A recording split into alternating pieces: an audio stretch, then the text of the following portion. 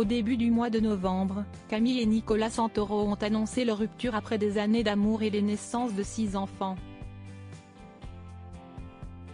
Les stars de familles nombreuses ont alors surpris tout le monde tant elles semblaient mener une vie parfaite jusqu'il y a encore quelques mois.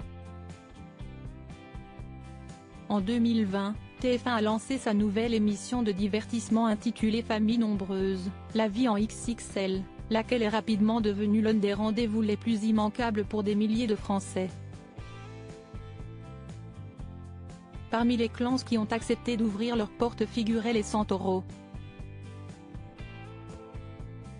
Une famille attachante portée par les parents Camille et Nicolas et leurs 6 enfants, Alessio, Nino, Amy, les jumeaux Mattia et Mae et la petite dernière Alba.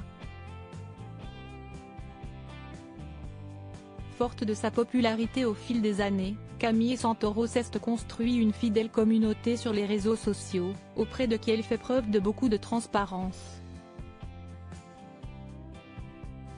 C'est justement avec cette même transparence qu'elle a annoncé le 5 novembre dernier sa rupture avec son mari de longue date Nicolas.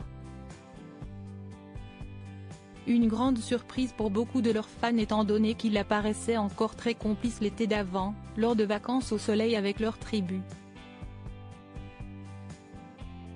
Entre déclarations d'amour et photos en amoureux, Camille et Nicolas avaient en effet tout l'air du couple parfait.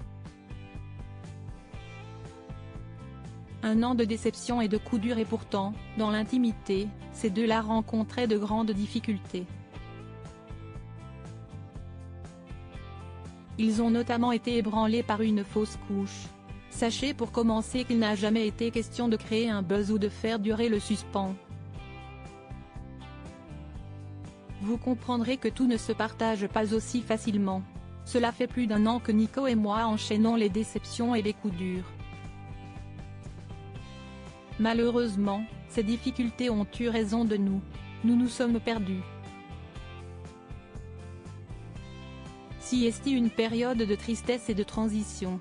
Mettre un terme à toutes ces années de vie commune est une épreuve dont nous nous relevons difficilement et que nous n'aurions jamais pensé vivre, a-t-elle expliqué. Quant à Nicolas Santoro, il s'est de son côté voulu moins volubile en ne partageant qu'un simple cliché de lui et Camille, accompagné de l'expression latine « alea jactae », qui signifie le sort en est jeté. Camille Santoro amoureuse d'un autre. Camille et Nicolas Santoro n'ont pour l'heure pas dit davantage sur toutes les raisons qui les ont poussés à se séparer mais, des rumeurs persistantes avancent que la jeune femme aurait trouvé l'amour ailleurs. C'est le blogueur Akabab qui a affirmé qu'elle entretiendrait une relation de couple avec quelqu'un d'autre depuis 7 mois. Camille Santoro a fini par y répondre de manière très claire. Un mec? Non. Depuis 7 mois encore moins, a-t-elle assuré. Mais Akabab est plus tard revenue à la charge en affirmant qu'elle avait bien craqué. Pour une femme, Camille Santoro serait actuellement en couple avec une certaine Sophie D.